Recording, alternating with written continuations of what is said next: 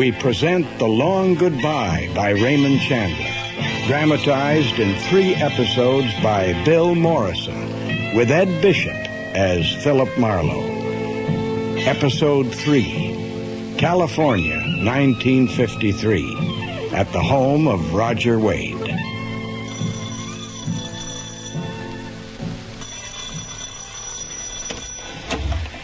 Marlowe! Oh, I'm so sorry. I forgot my keys. I thought it was Candy. Why? It's his day off.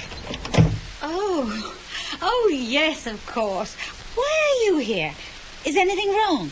Well, there's a little drinking being done. I looked in a while ago. He was asleep on the couch in the study. I was down by the lake. It was lucky the speedboats had stopped. I wouldn't have heard your bell. Will you have some tea? I'm going to have some. Okay.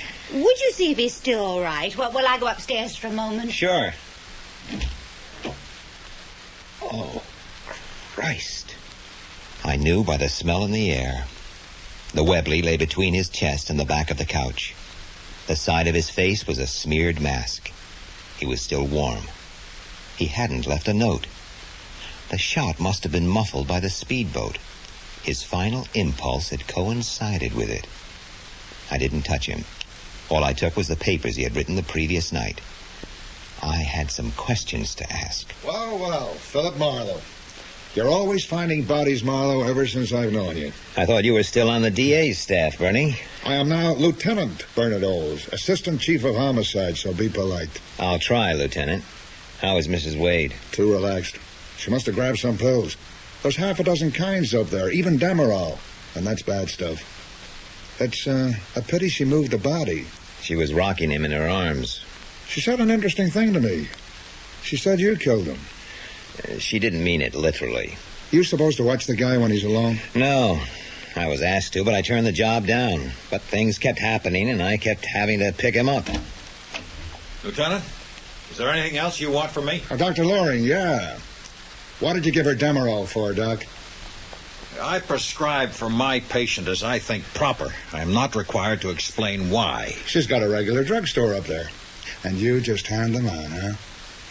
Is the lady suffering from something serious? A drunken and violent husband can be a very serious complaint indeed for a sensitive woman. You wouldn't treat him, huh? That is impertinent. I shall report you. Yeah, do that. Look, let me make it clear. I do not treat alcoholics. And I shall do exactly what I think best for Mrs. Wade. She suffers from asthma. Goodbye. Oh, you gotta be diplomatic with this kind of people. Do you know whose son-in-law he is? Yeah. I'm bleeding internally with panic. Still, it means there'll be no reporters on my back. You want to blow? If you'll let me. I thought I was a suspect. We might oblige you later. You were alone in the house with him. But so far, it's a typical suicide wound. Too much blood on the gun for prints. Oh, make sure you check the alcohol concentration in his blood. Yeah, it might be too high. But somebody would have to come along, know where the gun was, find him drunk enough to be asleep, wait for the speedboat to make enough noise. I'm assuming if you were going to kill a guy, you'd do it a little less obviously. I don't buy it. Yeah. I'll be home if you want me. Do that. You know what else I don't figure? This man Wade was a big-time writer. I mean, I don't go for his sort of crap, but I'm just a cop. He had the dough, reputation, beautiful wife, house. What the hell made all that too tough to live with? Now, if you know, you'd better get ready to lay it on the line. See ya. When I got home, I mixed a stiff one and stood by the open window and listened to the ground swell of traffic on Laurel Canyon Boulevard and looked at the glare of the big angry city hanging over the shoulder of the hills. Out there in the night of 1,000 crimes, people were dying, being maimed, cut by flying glass, crushed under wheels, being beaten, robbed, raped, and murdered. People were hungry, sick, bored, desperate with loneliness or fear, cruel, feverish, shaken by sobs. A city. Rich, vigorous, and full of pride. Lost, beaten, full of emptiness. It all depends on where you sit and what your own private score is. I didn't have one. I didn't care. Hey, Marlowe. Lieutenant. Call me Bernie, like the old days. Okay, Bernie. Join me in a cup of coffee. Yeah. And a donut, buddy. What did you think of the inquest? Kid gloves. You liked the suicide verdict, didn't you? What else could it be? Yeah. I'm past 50. I'm an old cop. And an old cop is an old bastard. Philip, I don't like a few things about this. Such as? I don't like that he left no note. He was drunk. That guy wrote letters to himself. Drunk or sober, he hits that typewriter. That guy would have left a 2-page letter. The next thing I don't like is that he pulled the trigger just when the boat would hide the shot.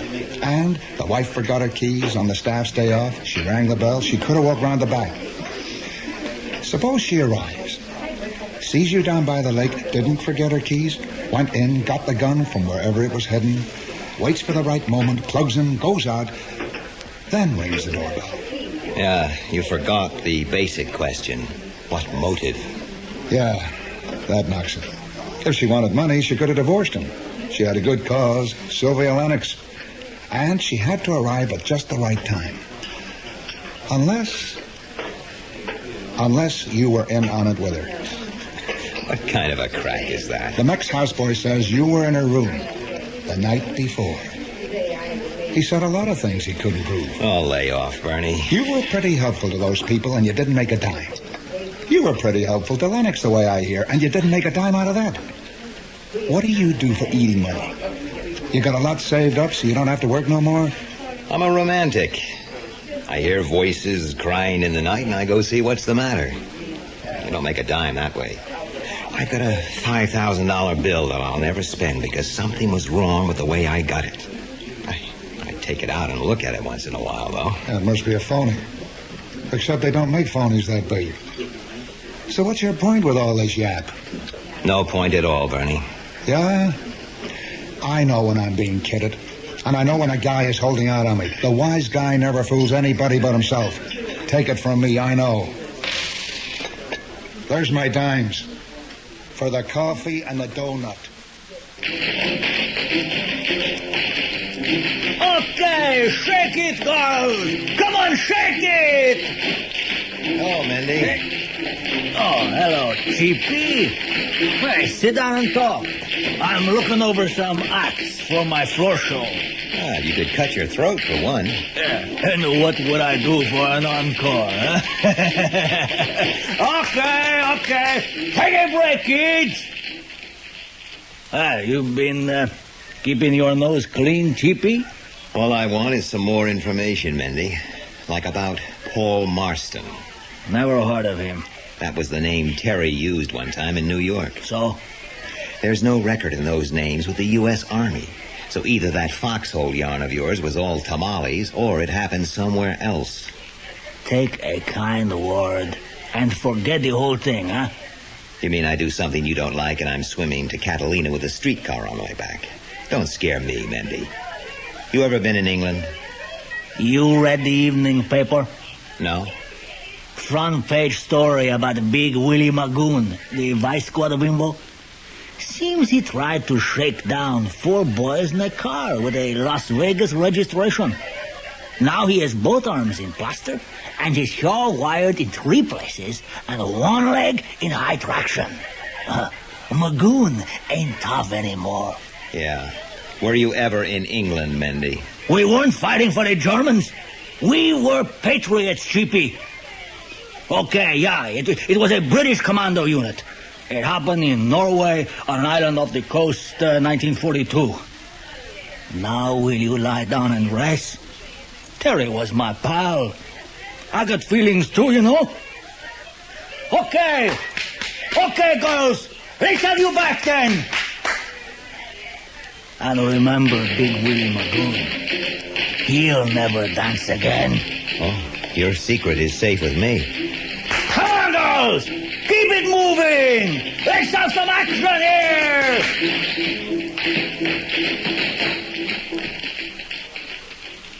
I called George Peters at the Carn organization and asked him to get in touch with their investigators in London. It took 5 days to get the answer I wanted. By then, Howard Spencer was back in town. He was still after Wade's unfinished novel. I told him what had happened, and Bernie Old's suspicions, and asked him to take me to see Eileen Wade. I needed a witness. I don't know anything about this, Eileen. Of course. I see you're wearing that pendant again. I often do. It was given to me by a very dear friend a long time ago. It's a British military badge, isn't it? A jeweler's reproduction of one, yes. May I see it? Yeah. Why are you so interested? It's the badge of a territorial regiment called the Artists' Rifles. The man who gave it to me was lost in Norway in the spring of that terrible year, 1940. Eileen was in London all through the Blitz. Were you in love with this man? He was in love with me. This badge came into existence when the Artists' Rifles were made over into a special air service outfit in 1947. Oh, there must be some mistake. That's one way of putting it. Is the other way to say I'm a liar? That I never knew Paul, never loved him. He was never missing in action. He never gave me that badge, that I bought it in a curio shop. I think you did. But Paul Marston was missing in action in Norway in 1942. The war was a rough time, Marlowe. Yeah. Memories get confused. Yeah, this is a certified copy of a marriage certificate, August 1942, from Somerset House in London. Paul Edward Marston and Eileen Victoria Samsel. Was that you? Yes, it was. Marston was a fake name. In the Army, you had to have permission to get married. He faked his name instead.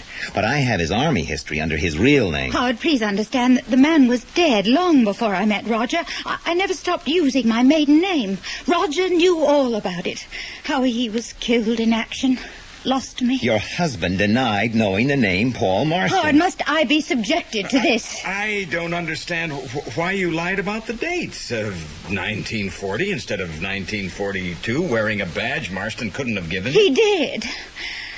Perhaps not this one. Oh, it's like a dream to me. Perhaps I'm lost. Perhaps I don't want to remember. So many friends were killed in the bombing. Always the kind and gentle ones get killed. Now, let's stop this, Marlowe. One more question. Did you ever see Paul Marston again? How could I when he was dead?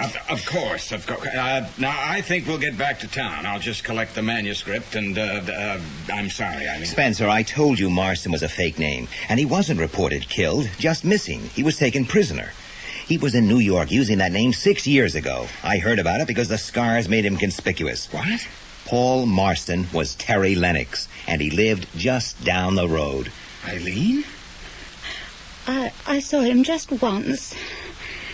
He was dreadfully changed. Not my memory. He knew me. It was at a party at Linda Loring's. We didn't speak. The next day he left his wife. Then I heard she divorced him. He was down and out. I used to dream that I would find him one day, just as he was. I wasn't prepared. And then he married her again, that whore. A whore who'd also been with my husband. Did Roger kill her? Did he tell you? It was tearing him to pieces not to. He didn't know. He couldn't remember. Well, that sort of thing doesn't happen. I was there. I saw him do it. I spied on them. I should be ashamed of that, I suppose, but I'm ashamed of nothing.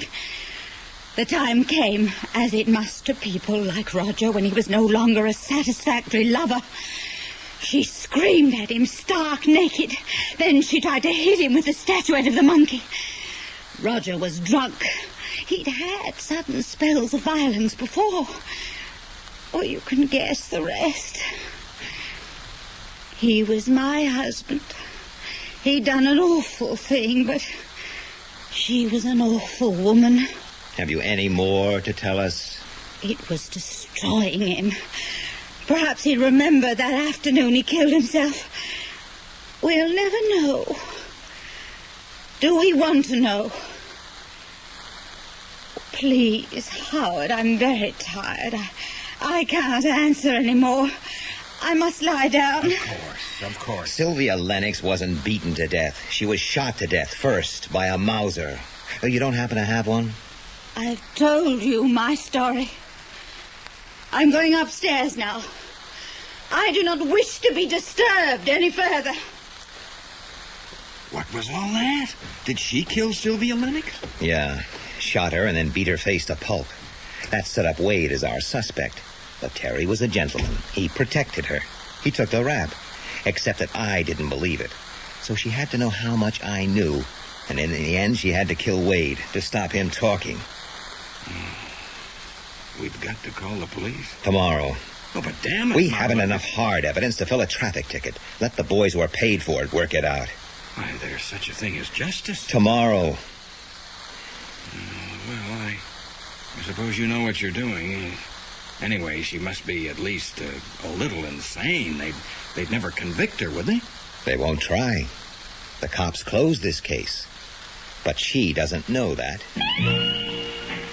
I was a one-man death watch through the dark hours until I got the phone call from Candy. I knew he had listened to all we said. He knew the score. And he had been loyal to his boss. He had left her alone until the morning. He told me the bottle of Demerol pills was empty, and she was dead. I told him to tell the truth to the cops, then I made coffee. Yards of coffee. Strong, bitter, boiling hot, depraved, the lifeblood of bone-tired men. Marlowe. This is Lieutenant Olds. Okay, wise guy. Get down here and suffer. You could have told us. The phones were working the whole day, all day, but you couldn't tell us. Would you have believed it? What would you have done anything about it? Now listen, I told you, a wise guy never fools anybody but himself. This time you've gone too far. Ernie, slow down. Yeah. Sit down, Marlowe. This is Captain Hernandez. Marlowe. Okay. Mrs. Wade left a confession, a purported confession. Now, there's a background of emotional exhaustion, bereavement, drugs, the strain of a clandestine marriage, and Lennox coming back, and so on. In all the circumstances, the DA's office don't feel the confession would be grounds for an indictment, even if she had lived. They see no reason for it to be published. There'll be no inquest. That's what the DA's office has told me. I was all set to put her in for questioning. I'd evidence. Wade did have too much alcohol in his blood. He couldn't have killed himself. Did you find a Mauser? The Mex found it. He says Wade never threw her downstairs. She fell. She drove the guy nuts. She was a dream girl. Some of her was here and now, but a lot was there and then. If she ever got hot, it wasn't for her husband. Goodbye, coppers. What are you not convinced about? If anybody had bothered to do any real solid work on the Lennox case in the first place, they would have dug up the connections. That's not how police investigations work, and you'll know it. You don't fool around with an open and shut case when you have a written confession from Lennox and a suicide afterwards.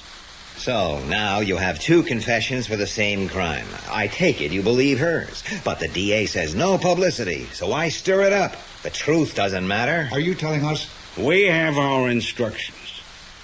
I have to go down the hall. Before you go, you might want to read her confession. Here. And listen, there are 5 photocopies in the file. Don't touch them. I made them myself. They're not official. Come on, Bernie, it's over. We've got work to do. 1, 2, 3, 4, 5, and 6. Thanks. Thanks, Captain. I took it straight to Lonnie Morgan of the L.A. Journal. I was drinking a gimlet in Victor's when the evening edition hit the street. It was on page 1. I drank another gimlet and thought about Terry down there in Mexico writing a confession. And a bell that should have rung long before rang in the back of my head. I took a cab back to my quiet, empty house, set by itself at the top of all those steps. The door was lying open. Mendy and some out-of-town boys were waiting for me. He started giving me the treatment Big Willie Magoon got. Then Bernie Olds walked in like the 5th Cavalry. Magoon was a lousy cop, but still a cop, so they couldn't let Mendy get away with it. Captain Hernandez had set me up. The leaked confession had been the bait to flush him out. They even had Randy Starr's cooperation. He sent the boys himself from Vegas. They were cops. Starr was on the police commission there. Police business. Wonderful, uplifting, idealistic work. Marlowe. This is Linda Loring. I've just come back from Lake Tahoe. Someone up there is boiling about what was in the paper. Fortunately, my almost ex-husband got most of the blame. What do you mean, almost ex? Paris is an excellent place for a quiet divorce, and for once father approves. You should go away, too. Why? You tried so hard to do the right thing that... They've been here. What?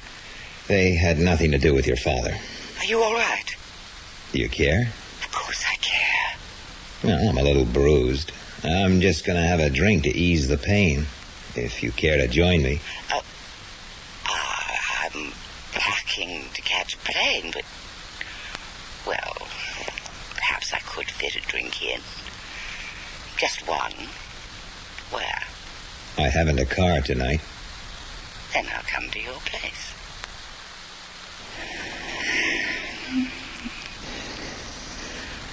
Marlowe, would you consider marrying me? It wouldn't last 6 months. For God's sake, what do you expect from life? I'm 47. I'm spoiled by independence. I'm 36. It's not a crime to have money or to marry it. We could both fly to Paris. Do you have something against marriage? Well, for 2 people in 100, it's wonderful. The rest, just work at it. In 10 years, you wouldn't know me in the street. You bastard. I want more champagne. This way, you'll remember me. You conceited bastard. Why should I remember you? I'll get the champagne. I've paid you the greatest compliment I know how to pay. I asked you to marry me. You paid me a greater compliment. Oh, you fool, Marlowe. You utter fool. All right, I won't remember you in 6 months. Bring out the champagne. The French have a phrase for it. Dire adieu, c'est mourir un peu. To say goodbye is to die a little. The bastards have a phrase for everything, and they are always right. Well, there was just one more thing to do. I went to Potter's lawyer and asked him what he had seen in Mexico. He told me about the body. I asked him why a town with only one street like Otataclan would have a street mailbox. Then I waited.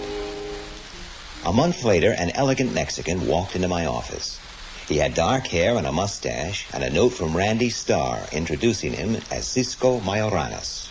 Senor, I was at the hotel at the time, working there as day clerk. The mozo was afraid to go up to Senor Lennox's room. I went. He gave me the letter and some money, which I did not take. He had it gone. I hid the letter. I was going down the stairs when I heard a shot. Any Americanos at the hotel? 2, on a hunting trip. Did they go near the room? Why should they? Go back to Starr and tell him to send somebody who knows what he's talking about. Senor, you doubt my word? Did you mail the letter in the box in front of the hotel? Otataclan is a very small place. He has no need of a street mailbox. You never went to his room for a letter. The 2 Americans went there. I'm telling you what I think happened. One of them was Menendez. He bribed the local police. Then they slugged Terry, put a blank in the Mauser, put it to his head, and made a nasty powder burn. Then he was doped and packed in ice, so that Potter's lawyer thought he saw a cold and very dead stiff. The next day, a coffin with stones in it was buried. Possible? If the Senor Menendez had relatives in Otataclan, possible. But you are still accusing me of lying. You say I did not go to the room for the letter? No. You were already there. You were writing it. I suppose it's a little early for a gimlet.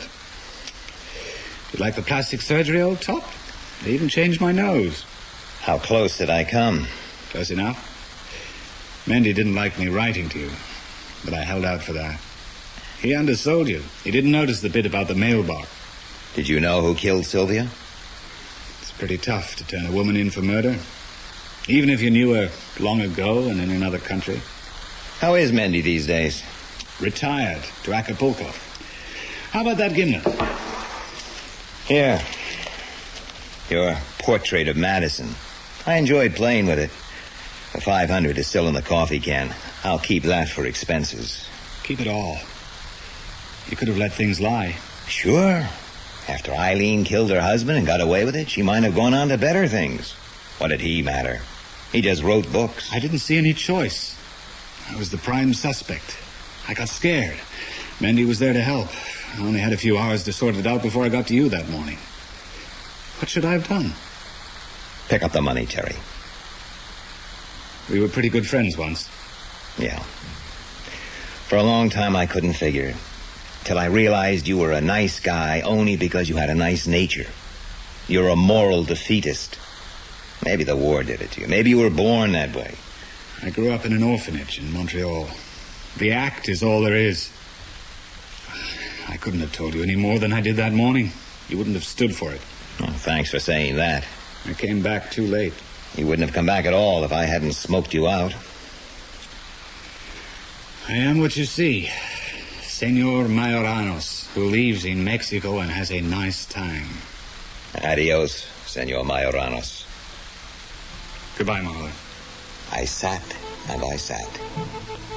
Maybe I wanted him to come back and talk me out of the way I felt, but he didn't. Nobody could.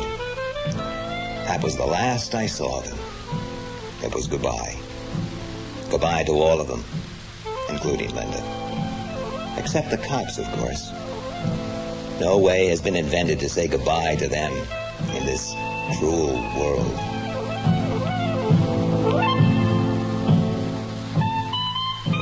In Bill Morrison's radio adaptation of Raymond Chandler's novel, The Long Goodbye, Ed Bishop played the part of Philip Marlowe, Toby Robbins that of Eileen Wade, and Margaret Robertson, Linda Loring. Roger Wade was played by David March, Terry Lennox, Peter Marinker, Howard Spencer, Don Fellows, Mendy Menendez, Blaine Fairman, Bernie Olds, Harry Taub, Dr. Loring, Paul Maxwell, Harlan Potter, Bob Sherman, Captain Hernandez, Gordon Stern, Lonnie Morgan, Henry Knowles, Grants, Rod Beecham, Sergeant Green, William Roberts, Detective Dayton, Neville Jason, Willie Magoon, Bill Morrison, Chick Agostino, Malcolm Gerard, Candy, Anthony Daniels, and the barman, Brian Hewlett. The music consultant was Adrian Edwards. The play was directed by John Tiedemann.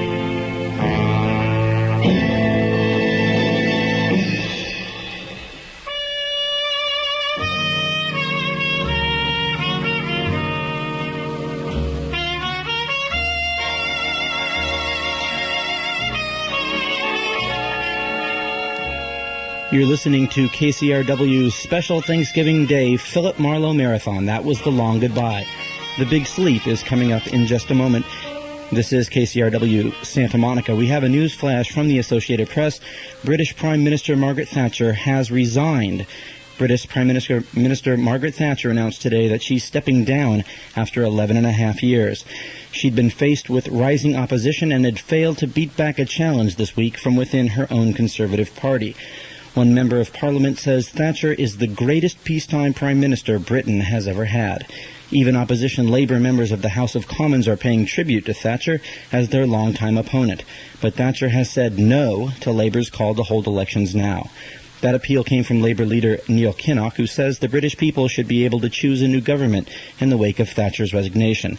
Even though she's stepping down, Thatcher's Conservatives still have a majority in the Commons. Tory lawmakers will choose her successor next week. Again, British Prime Minister Margaret Thatcher has resigned. There'll be more on this story when we go to All Things Considered from National Public Radio at 4:30 today.